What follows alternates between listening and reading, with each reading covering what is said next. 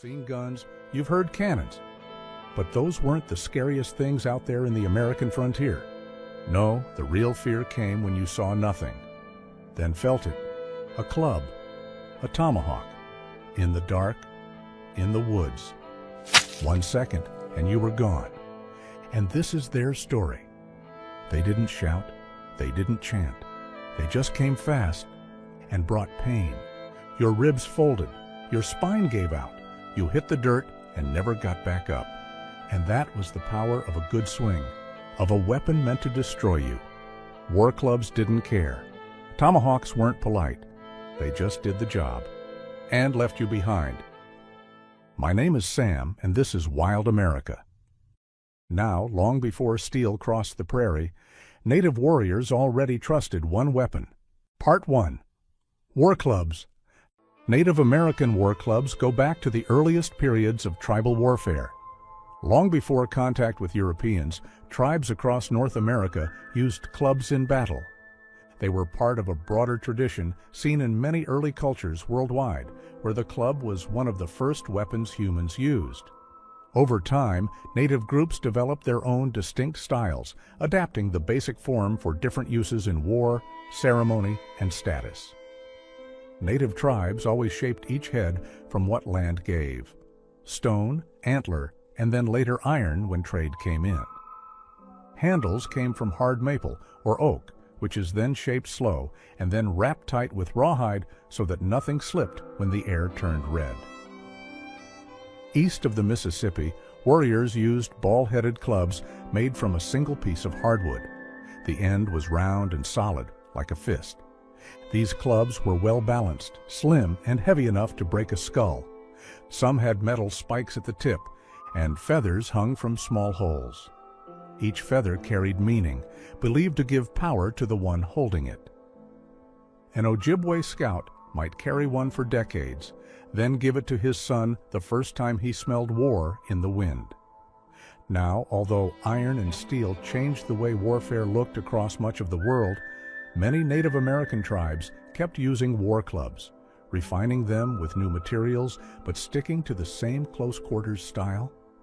So yeah, the old clubs still had weight, not just in size, but in meaning. If a warrior killed with his club, he might leave it next to the body. No words needed. The club said enough.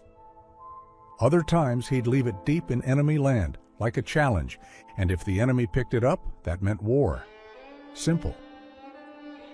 And in the hot forests of the southeast, clubs got heavier. 2 or 3 feet of solid oak or hickory carved from one thick branch. The head bulged like a hammer. Some also had spikes made of bone or iron. Carvers near the Great Lakes added more.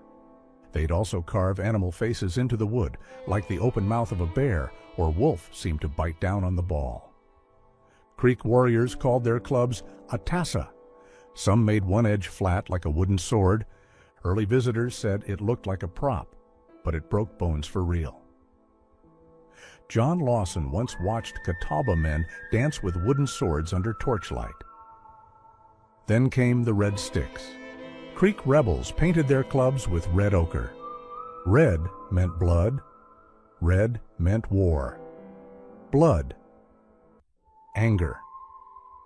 It was a message, a promise.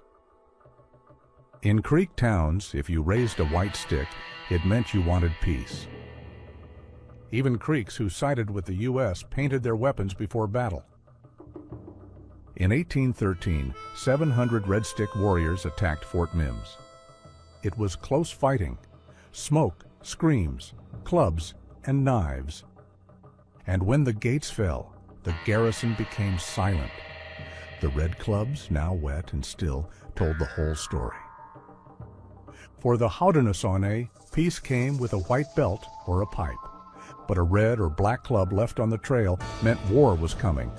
No one needed to speak. Some weapons had red handprints carved into them. They could mark past kills or serve as warnings. And all these signs were messages to the spirits, to the ancestors, to the powers the warrior trusted. And you know, some clubs got more wild, with stones tied in rawhide pouches. then fixed to a stick or straight to the wrist. When swung, the stone snapped out like a whip and flew back, never lost. One traveler saw Sioux riders race past, stones spinning beside them, cracking bones on the run. By the 1860s, a warrior might ride with rifle, bow, lance, tomahawk, and club, all at once. Old tools and new ones shared the same fight. Each land and tribe had its own style, but the goal stayed the same: make a weapon that worked even when smoke filled the sky. War clubs took a lot of work, especially when there wasn't a forge or anything, just a man, a knife, and the woods. To make one, he'd walk the river, looking for a smooth stone, one that felt right in his hand. Then he'd cut a branch of hickory or ash. It had to be hard, straight, patient wood. Then back at camp, he'd peel bark and scrape sinew from an old deer, then smoke it dry. And this is where stone met wood. He wrapped it with wet sinew, then rawhide over that. And as the sun dropped, the bindings shrank and held the head firm. Some tribes made clubs from a single piece of stone, shaped like short maces. They looked fierce, but most say they were more for show than battle. Speed mattered more, so most warriors used stone heads fixed to wooden shafts. Others turned to the trees themselves. They'd find a burl, a lump near the roots. Carve it right, and the ball head was already there, part of the handle.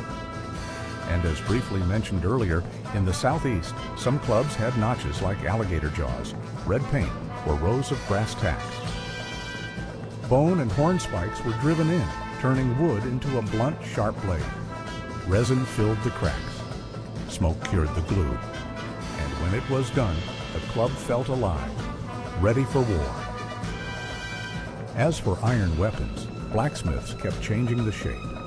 Out near the Missouri, they made longer heads, thin, maybe 7 inches, palm wide, balanced for horseback. Some had cutouts, crescent shapes that whistled when thrown.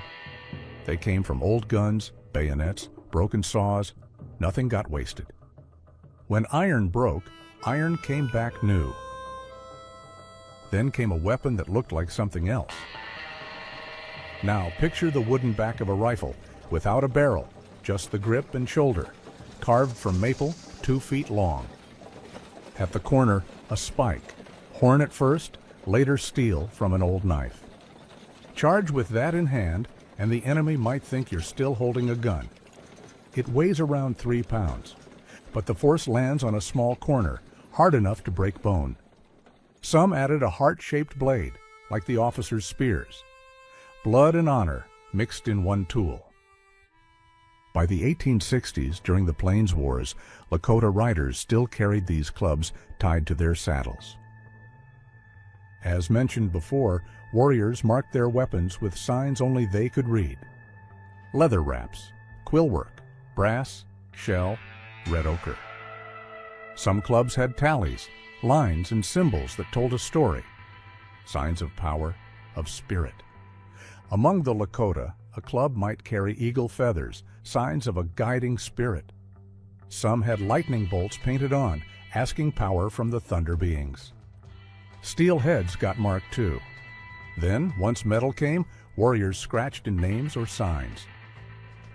At Horseshoe Bend, fighters' guns ran dry, but they didn't run. They fought hand to hand, clubs against bayonets, blades against rifle stocks. Many stayed, many died behind their barricade. And even when rifles ruled, a man with a hatchet and a plan was still a threat. Take the Fetterman fight, for instance. It was December, and there was snow on the ground in Wyoming. 81 U.S. soldiers walked into a trap. None made it out. Once the guns went quiet, warriors moved in close. They finished the fight with clubs and stone. One Cheyenne, named Woman's Dress, later said he used a stone war club that day. Some men were crushed, others cut. All were gone. Now, since carrying a weapon showed who you were, a man didn't just pick one up. He had to earn it. On the plains, you proved yourself first. Then you could carry a decorated club. Sometimes a club was given as a gift, a mark of honor. As mentioned earlier, you could tell who a man was by the shape of the club in his hand. And not every weapon was made to kill. Some were for counting coup, which were basically light sticks used to touch an enemy in battle. For the Plains, Cree, and Blackfoot, honor came in this way. In a counting coup, you touched your enemy without hurting him. You showed you could have killed, but didn't. It was a test of nerve, a way to show courage. Warriors carried coup sticks or clubs to show their bravery. But when things turned violent, the weapon did what it had to do. Nevertheless, these weapons had names. A warrior might treat his tomahawk like a brother. He'd talk to it, dream with it, trust it. These weapons were part of ceremony too. Before battle and after, warriors danced.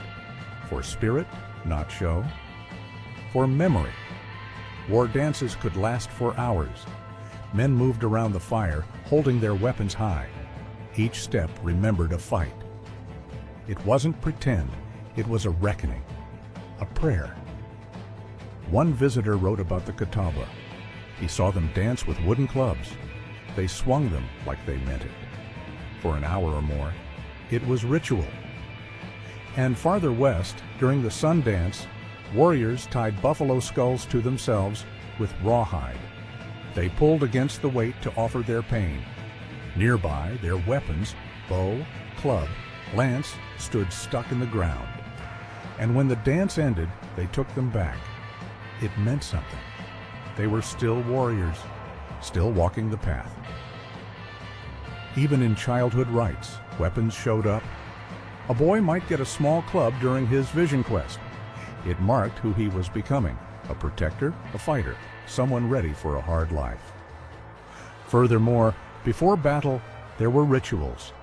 Medicine men blessed the weapons.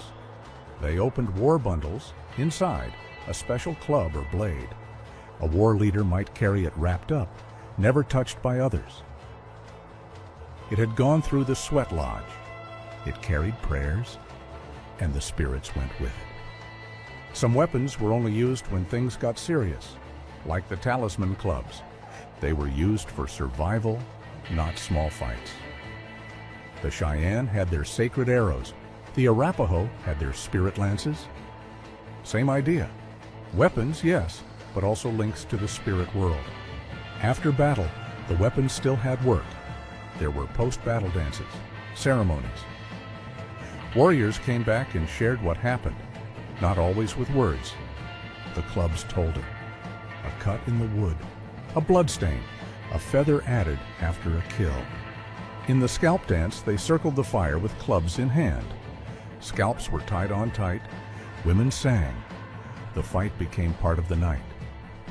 And the club held the whole story, like a map carved in wood.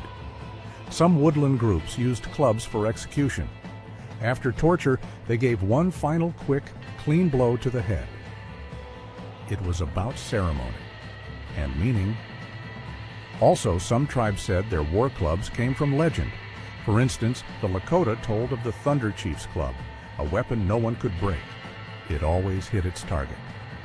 The Iroquois had stories too. In the beginning, the great peacemaker threw weapons into a deep pit. He said there would be peace.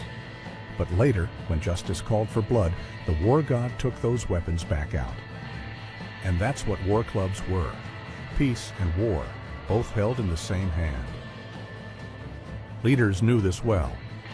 Tecumseh, for instance, brought a tomahawk to meetings. Sometimes he set it down, sometimes he didn't. If he shared a pipe with you, that meant something. If he didn't, that meant something too. And the Oglala told of Whirlwind's club, a weapon with a spirit that howled in battle. Not everyone could carry it, not all the time. It only came out when the danger was great. Now, although clubs stayed strong, iron was coming, and it came sharp. Part 2, Tomahawks. Truly, iron changed the game. By the 1800s, the fur trade was booming. Traders brought axe heads and crates. They traded it for furs, beads, and promises. Iron tomahawks were everywhere. Blacksmiths in places like St. Louis or Fort Michilimackinac made them by the barrel. They had a simple design, blade on one side, hammer on the other. They called them trade axes or belt axes. Small, light, easy to carry. Some came from overseas, English, French, even Russian. It didn't matter where they were made, as long as they worked. And they did. Pipe tomahawks spread fast, sharp on one end, hollow down the middle for smoking. They were carried in wagons, handed out by agents, or made by Lakota and Cheyenne smiths. Old clubs ended up on walls, their fighting days mostly done. Now slim iron blades went to war. Still, even without wood or feathers, the stories stayed. A warrior standing in tall grass, weapon in hand, heart pounding. He knew the next breath could be his last. All that mattered was the weight in his grip and the beat of his heart before the swing. Soon, many wore a forged hatchet on their belts, blade on one side, pipe on the other. Smoke before the fight, steel after. Out on the plains, however, warriors needed fast weapons that could reach far. Tribes like the Lakota, Cheyenne, Comanche, Arapaho, Kiowa, and Blackfoot each found their own way. Although we mentioned that iron hatchets came through trade, many tribes still trusted stone. They picked smooth river rocks, grooved the middle, and bent green wood around it. Wet rawhide held it tight, and as it dried, it shrank and locked the stone in place. You could feel the wood and rock move as one. Then, after horses arrived, handles got longer.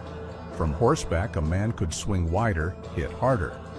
And in the forests, weapons got smaller, tighter spaces, faster moves. A man could wait in silence, then strike quick. A sharp hatchet blow. Fast, quiet, done. On the frontier, however, a wounded enemy didn't always live. There are hard stories from the War of 1812. Some prisoners were killed after capture, with the tomahawk. It wasn't seen as cruel. It was war as they knew it. Don't leave someone behind who might return. After one battle, Frenchtown, people remembered. Remember the raisin, they said, and they feared the tomahawk more. But tomahawks weren't just for close fights. They could be thrown too. Not always, but when timed right, they worked. Some warriors trained from boyhood hit targets from 50 or even 70 feet, just a whistle and a hit. Eastern tribes were known for it. Stories tell of guards taken out with one silent throw. One tale, part truth, part legend, tells of a settler riding hard. A pipe tomahawk hit him in the back. Didn't kill him, thought, but it caught him. Still, throwing was risky. You gave up your weapon. It wasn't done on a whim. Maybe the first move, sometimes the only one. Or a man might carry two, one to throw, one to keep. And of course, clubs were harder to throw, too heavy. But some types worked, like rabbit sticks, weights tied to cords.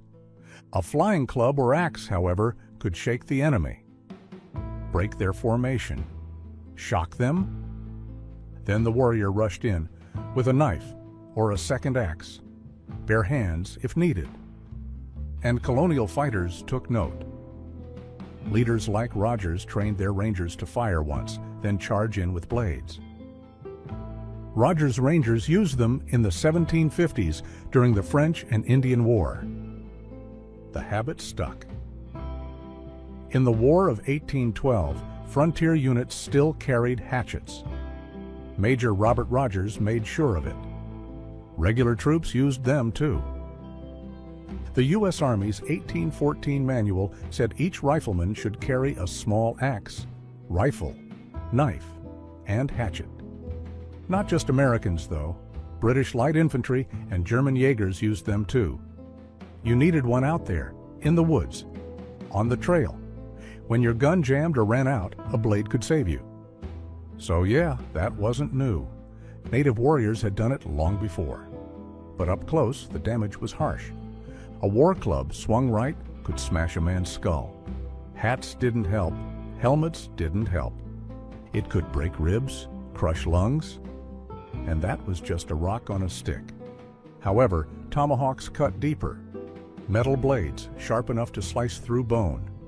Warriors didn't waste hits.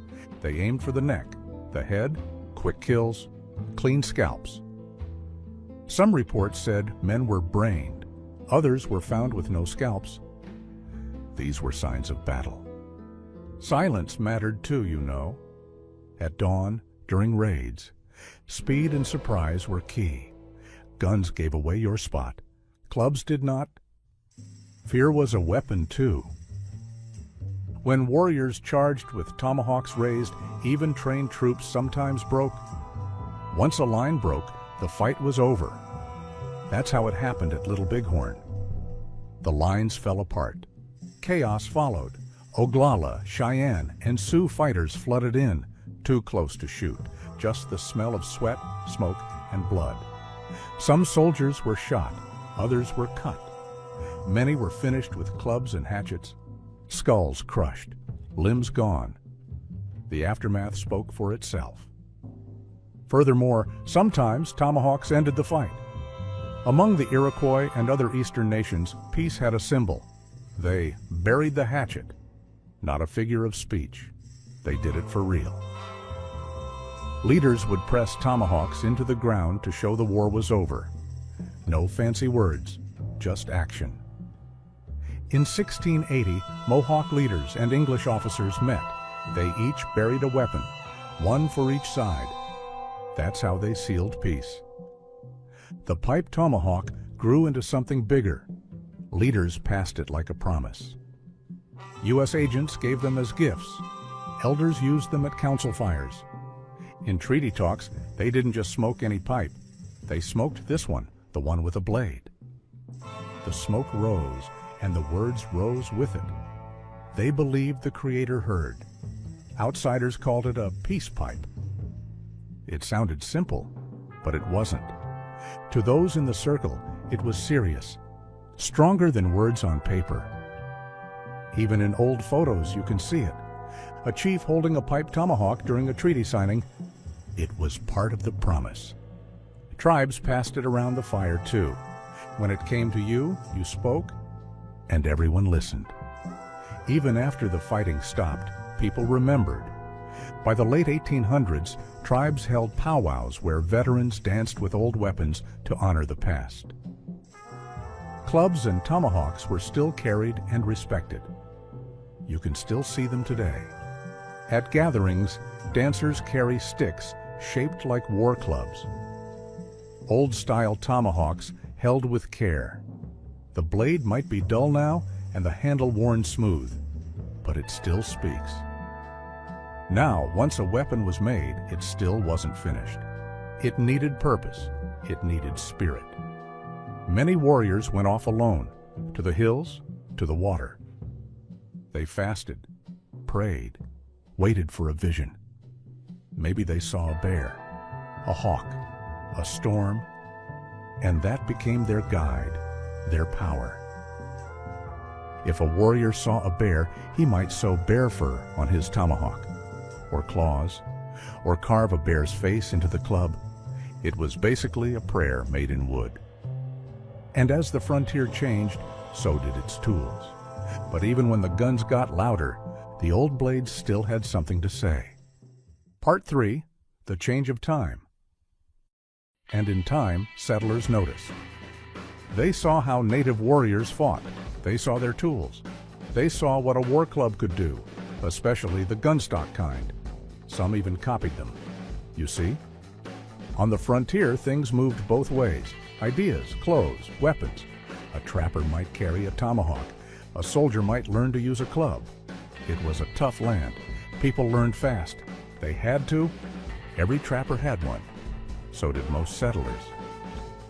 They were tools first, for chopping wood, hammering stakes, skinning game, and if needed, for fighting. One tool, many uses. Lewis and Clark gave tomahawks as gifts to native leaders. They wrote about it in their journals. Their men carried axes too. They used them when trouble came, and it came. They weren't the only ones, though. If this kind of story grips you, check out our channel after this episode. We've got more A lot more. The most feared native tribes. What nearly broke the Lewis and Clark expedition? Brutal frontier survival stories. Tips, trick by trick. All of it? But yeah, frontiersmen learned fast. They watched how native people used weapons and copied them. A tomahawk on the belt became standard. It weighed less than 2 pounds, easier to carry than a big axe. In the Rockies, many used the Hudson Bay hatchet. It had a wider blade. Same purpose, good for chopping, good for fighting. During the Seminole Wars, U.S. soldiers carried Bowie knives and hatchets, and that wasn't random. They needed tools that worked in Florida's thick swamps. Bayonets were useless in the brush, but a tomahawk, that could cut through vines and bone. The tomahawk also got into people's minds. The word came from the Algonquian language, and by the 1600s, it was in English. By the 1800s, newspapers used tomahawked to mean attacked by native warriors, even if it wasn't true. Books like The Last of the Mohicans kept the image alive. In it, the Huron used tomahawks. That helped lock the weapon into American memory. You see, most people thought every native warrior had one, but that wasn't always true. The image stuck, however. And you know, in the Civil War, some Confederate units from Indian Territory carried tomahawks. Cherokee, Creek, rifle in one hand, tomahawk in the other. A century later, in Vietnam, some U.S. soldiers carried them again. Even now, modern tomahawks exist. Some soldiers still carry them. It's more than a blade, after all. The shape still matters, and it still cuts. Even fashion picked it up. A white group called the Improved Order of Red Men used tomahawk symbols in their rituals. It was pretend, not native, but the symbol still carried weight. Settlers sometimes hung tomahawk replicas above their fireplaces as souvenirs, but the meaning was there: wilderness, survival, strength. By the late 1800s, rifles and revolvers had taken over. The tomahawk was no longer used in battle, but it didn't disappear. It stayed in stories. It became a symbol of the old frontier, a memory carved in wood and iron. And those stories lasted. Flying Hawk, an Oglala Sioux warrior, gave a well-known interview years after the Battle of Little Bighorn. He described how they charged into Custer's troops. He said, "The dust was thick and we could hardly see. We got right among the soldiers and killed a lot with our bows and arrows and tomahawks. Crazy Horse was ahead of all, and he killed a lot of them with his war club." Even though both sides had guns, much of the fight was hand-to-hand. Traditional weapons, clubs, tomahawks, were still deadly. And Crazy Horse's club became part of the story of victory. Another story comes from Cheyenne oral history. A woman named Buffalo Calf Road Woman became a legend. At the Battle of the Rosebud, just a week before Little Bighorn, she saved her brother by knocking a Crow warrior off his horse. She became famous, and some Cheyennes say that at Little Bighorn, she was the one who struck Custer. The story says she rode into the chaos and hit him in the back of the head with a tomahawk-like club. He fell. Then another Cheyenne woman, either Moving Robe or Annie Cheyenne, stabbed him with a spear. And after Custer died, others pierced his ears with sewing awls so he would hear better in the afterlife. Historians still debate what really happened, but Buffalo Calf Road Woman's story remains strong. It shows that women, too, picked up weapons when they had to, and their actions became legend. Another tale is from 1813, the Fort Mims Massacre, which we briefly mentioned earlier. A survivor, Joseph Jacobite, later told what he saw. The Red Stick Creeks had stormed the fort. He escaped by jumping over bodies and running into the woods. He said warriors were clubbing and tomahawking settlers, men, women, and children. One threw a war club at him. It missed his head by inches. He believed he lived only because of luck and confusion. Stories like this spread through newspapers, they shocked the public. The war club became known as a symbol of brutal conflict. And that's when the phrase, "they have raised the red stick," came to mean that war had begun. Furthermore, Tecumseh, the Shawnee leader, carried a unique tomahawk during the War of 1812. One end was a pipe, the other a blade, maybe a gift from the British. At the Battle of the Thames in Ontario, he led a charge against U.S. troops from Kentucky. When his pistol jammed, a U.S. officer later wrote that Tecumseh threw his tomahawk at the enemy and drew his knife. Moments later, he was shot and killed, some say by Colonel Richard M. Johnson. After the fight, an American lieutenant claimed Tecumseh's tomahawk as a trophy. Blood-stained, it was later shown off in Kentucky. Then there's Simon Kenton, a frontiersman who was captured by the Shawnee around 1778. They made him run the gauntlet and later sentenced him to death. As they prepared to burn him, Kenton headbutted a guard, grabbed the man's tomahawk, and fought his way out. He even threw the tomahawk at a warrior chasing him, taking him down. He managed to escape into the woods. The story spread fast. It showed how the tomahawk, often seen as a native weapon, could flip the story. A prisoner used it to beat the odds. Though the event happened earlier, people in the 1800s loved the story. It showed up in books, plays, and dime novels, part of the growing myth of the frontier. The Osage also tell of a warrior named Little Soldier who carried a giant war hatchet, said to weigh 20 pounds, though that's possibly an exaggeration.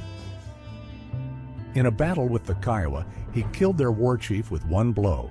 Then he stuck the bloody hatchet into the ground and dared anyone else to fight. But no one did. And so, the Kiowa backed off. The Osage still tell this story. It's about courage, about how their weapons held power. That axe became sacred, used in ceremonies for years until it was lost in a fire. Even more, Two Guns White Calf, a Blackfeet chief, owned a ceremonial tomahawk passed down from his father. He was known to perform dances at Glacier National Park in the early 1900s. Tourists watched as he held the tomahawk and told its story. "With this blade, my father counted coup. With this pipe, we made peace with the Crow." And after his death, the tomahawk was given to a museum. And so, from the round-headed clubs of the Great Lakes to the red-painted weapons of the creeks, from the plains where warriors swung stone clubs from horseback, to the councils where pipe hatchets burned and passed from hand to hand, each weapon told part of the same story. A land in conflict, a people adapting, holding on. Tomahawks and war clubs stayed alive, in museums, in memory, in stories passed down, in tattoos and carvings. That image of a warrior holding his weapon still means something. It's about pride, strength, refusal to give in. To understand these weapons is to understand that time. It was hard. Every choice mattered. These tools were courage, shaped in wood and iron. On the old frontier, however, where life was never certain, the tomahawk and war club were close by.